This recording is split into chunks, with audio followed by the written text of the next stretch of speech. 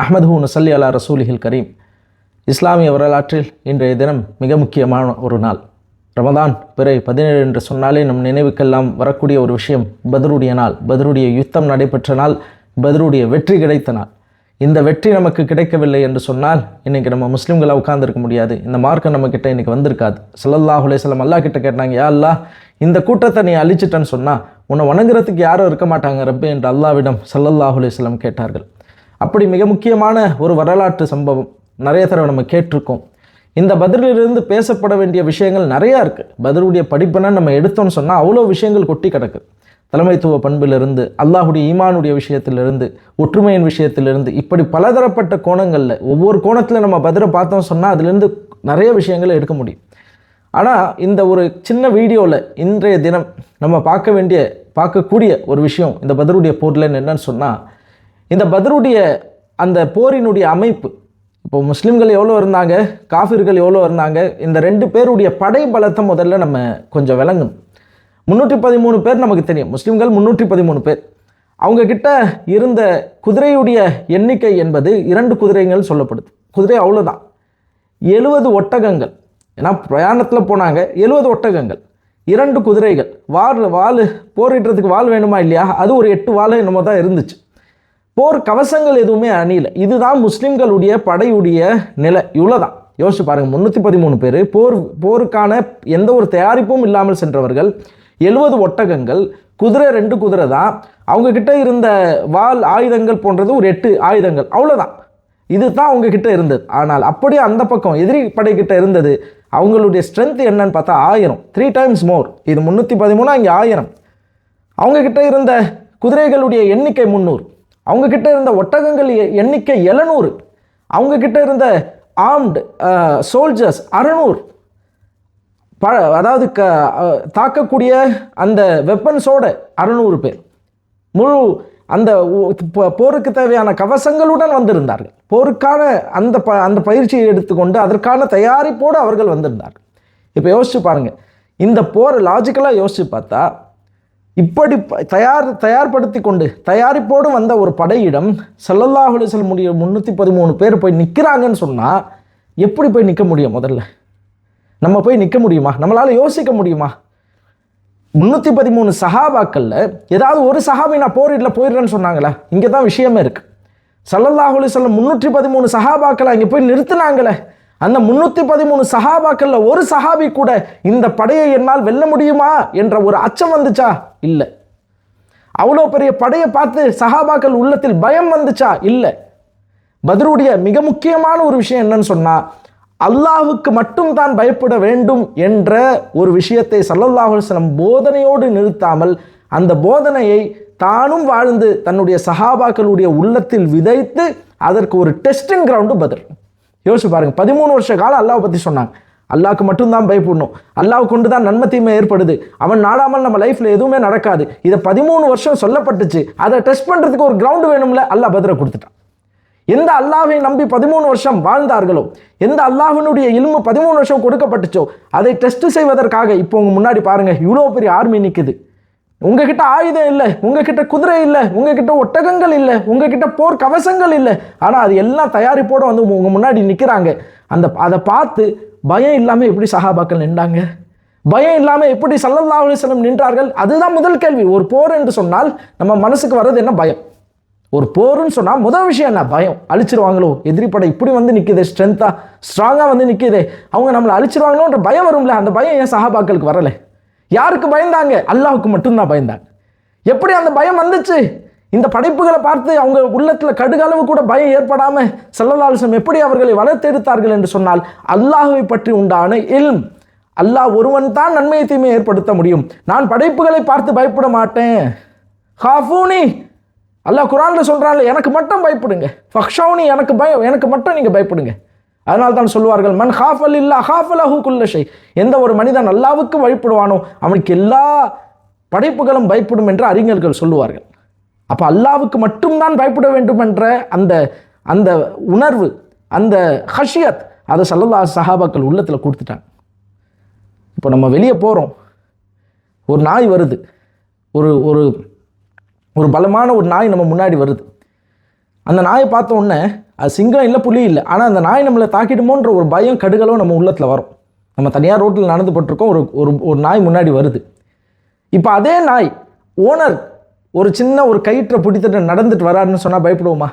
அதே நாய் தான், ஆனால் அந்த ஓனர் கைத்தை பிடிச்சிட்டு வந்தால் பயப்பட மாட்டோம். ஏன்? அந்த நாய் எனக்கு சுயமாக இப்போ என்னை தீங்கு ஏற்படுத்த முடியாது. காரணம் என்னன்னா, அந்த நாயுடைய கண்ட்ரோல் அந்த ஓனர் கையில் இருக்குது. இந்த இல்மு அவனுக்கு வந்தவுடன் அந்த நாயை பார்த்து அவன் பயப்படல.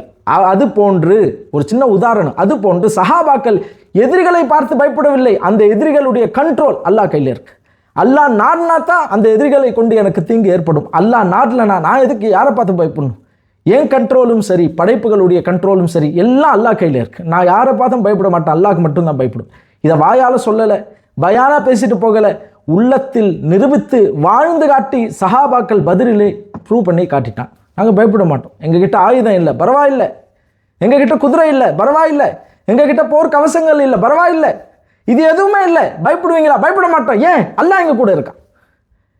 எந்த அல்லாஹ் என்னை படைத்தானோ, எந்த அல்லாஹ் என் வாழ்வுக்கு பொறுப்புதாரியாக இருக்கிறானோ, அந்த அல்லாஹ் என் கூட இருக்கும் போது துனியாவில் எவ்வளோ பெருசு செட்டப் பண்ணி எவ்வளோ மக்கள் எனக்கு எதிராக வந்தாலும், 1000 அல்ல, 10,000 அல்ல, 1,00,000 பேர் முன்னாடி வந்து நின்று இருந்தாலும் பதிரிலே சஹாபாக்கள் பயந்திருக்க மாட்டான்.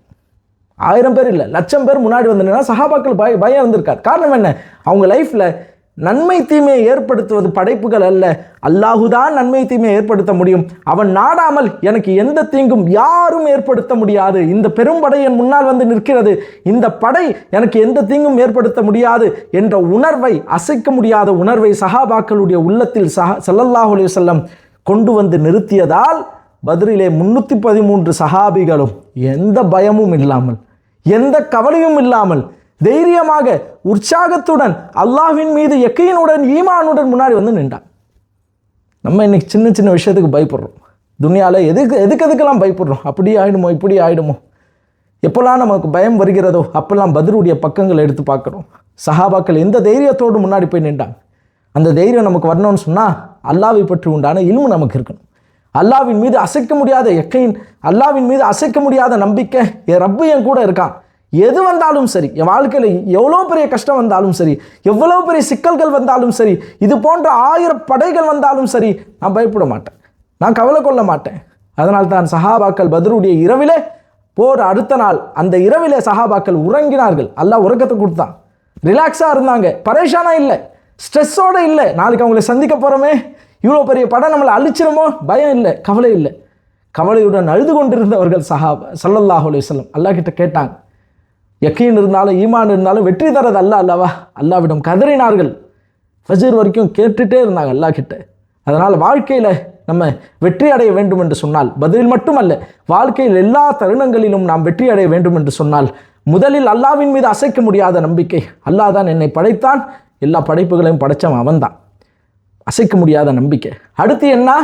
அந்த நம்பிக்கையில் எந்த நம்பிக்கை முதன்மை நம்பிக்கையாக இருக்கணும்? அல்லாஹ்வினுடைய கண்ட்ரோலில் தான் எல்லாம் நடக்குது. நானும் படைப்புகள் அனைத்தும் அவன் கண்ட்ரோலில் இருக்குது. படைப்புகள் சுயமாக நன்மையோ தீமையோ எனக்கு ஏற்படுத்த முடியாது. என் வாழ்க்கையில் ஒரு நன்மை தொட்டாலும், என் வாழ்க்கையில் ஒரு தீமை தொட்டாலும் அது அல்லாஹ்வின் புறத்தில் இருந்துதான் வருகின்றது என்ற அசைக்க முடியாத நம்பிக்கை. அந்த நம்பிக்கை வந்துருச்சுன்னு சொன்னால் பயம் போயிடும். யாருக்கும் நம்ம பயப்பட மாட்டோம், அல்லாஹ்க்கு மட்டும்தான் பயப்படும். ஏன்? அவன் தான் நன்மையை ஏற்படுத்த முடியும், அவன் தான் தீமையை ஏற்படுத்த முடியும். இது எல்லாம் இருந்தாலும் அல்லாஹ்விடம் நாம் கேட்க வேண்டும், ரப்பே எனக்கு வெற்றியத்தா, ரப்பே எனக்கு ஈமான்ல யக்கீனத்தா. யோசிச்சு பாருங்க, அந்த படையை ஸல்லல்லாஹு அலைஹி வஸல்லம் அவர்கள் வெற்றி படையாக மாற்றினார்கள். வெற்றி படையாக மாற்றி இன்றைக்கே வரலாற்று பக்கங்களில் முஸ்லீம் அல்லாதவர்கள் படித்து திணறி போய் நிற்கிற எப்படி இந்த வெற்றி சாத்தியமானது? 313 பேர் ஆயுதம் இல்லாமல், குதிரை இல்லாமல், ஒட்டகம் இல்லாமல், வாள் இல்லாமல், கவசங்கள் இல்லாமல் எப்படி வெற்றி கொண்டார்கள்? சாத்தியப்படுமா? படும். எப்போ? அல்லாஹ் மேலே ஈமான், யக்கீன், பயம், அல்லாஹ்க்கு மட்டும் கொடுங்க, அல்லாஹ் சாத்தியமாக்குவான். என்னை நம்பி வந்து விட்டார்கள், அல்லாஹ் வெற்றியை கொடுப்பான். எனக்கு மட்டும் பயந்தார்கள், மக்கள் யாருக்கும் பயப்படல, அல்லாஹ் வெற்றியை கொடுத்தான். அதனால் பத்ருடைய யுத்தத்தில் காஃபிர்கள் இந்த சிறிய படையை பார்த்தவுடன் அவர்கள் கல்பில் அல்லாஹ் பயத்தை கொடுத்தான். அவங்களுக்கு, சஹாபாக்களுக்கு பயம் இல்லை, ஆனால் அவர்களுக்கு பயம் வந்து விட்டது இவர்களை பார்த்த உடனே. அந்த ஈமானுடைய அந்த வீச்சு, அந்த ஈமானுடைய அந்த தைரியத்தை அவர்கள் பார்த்தவுடன், அந்த ஈமானுடைய உறுதியை அவர்கள் பார்த்தவுடன் அவங்களுக்கு பயம் வந்துடுச்சு. அதனால் தான் எதிரி படை ஒருவர் இஸ்லாமிய படையை பற்றி எழுதும்போது நம்ம அவங்கள ஒரு காலம் வெற்றி கொள்ள முடியாது. காரணம் என்னவென்றால், நாம் மதுவை விரும்புவது போல் அவர்கள் மரணத்தை விரும்பி கொண்டு வந்திருக்கிறார்கள். அவங்க எதுக்கும் தயாராக வந்து நிற்கிறாங்க. நாம் மதுவை விரும்புவது போல் அவர்கள் மரணத்தை விரும்பி வந்து நிற்கிறார்கள். நாம் அவர்களை வெற்றி கொள்ள முடியாது என்று ஒரு முஸ்லிம் அல்லாத அறிஞர் இஸ்லாமுடைய படையை குறித்து எழுதுகிறார் என்று சொன்னால், முஸ்லிம்களுடைய ஈமான், முஸ்லிம்களுடைய யகீன், முஸ்லிம்களுடைய பயம் அல்லாஹ்வுக்கு மட்டும்தான். அல்லாஹ்வின் மீது உறுதியாக நம்பிக்கை கொண்டு நாம் இருந்தால், அல்லாஹ்வுக்கு மட்டும் பயந்து இருந்தால், படைப்புகளை பார்த்து பயப்படாமல் நாம் வாழ்ந்தால் நிச்சயமாக நமக்கு வெற்றி கிடைக்கும் என்பதை அல்லாஹு தாலா பத்ரின் மூலமாக நமக்கு கற்றுத்தந்த மிக முக்கியமான பாடம். எனவே அல்லாஹு ஜல்லஷானு தாலா படைப்புகளை பார்த்து பயம் கொள்ளாத ஒரு வாழ்க்கையை அல்லாஹு தாலா நமக்கு தந்து, படைப்புகளுடைய கண்ட்ரோல், அதை ஆட்சி அதிகாரம் செய்யக்கூடிய அல்லாஹ்வுக்கு மட்டும் பயப்படுபவர்களாக கடைசி வரை அல்லாஹு தாலா நம்மை ஆக்கி அந்த ஈமானில் உறுதியை தந்து இந்த முஸ்லிமுடைய உம்மத்திற்கு அல்லாஹ் வெற்றியை தந்தருள்வானாக.